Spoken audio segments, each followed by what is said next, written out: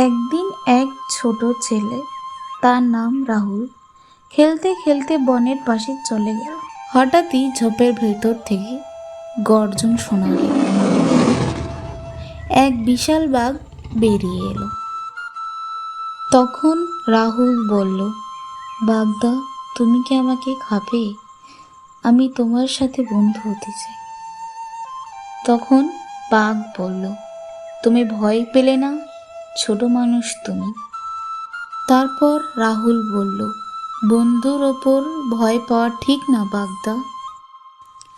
বাঘ হেসে ফেলল। সেই দিন থেকে শুরু হলো তাদের বন্ধুত্ব। রাহুল প্রতিদিন খাবার রাখত আর বাঘ পাহারা দিত তাকে। সবাই বলতো, বাঘ আর মানুষ কি বন্ধু হতে পারে? রাহুল আর বাঘ প্রমাণ করে দিল, ভালোবাসা থাকলে ভয়ও বন্ধুত্বে পরিণত হতে পারে।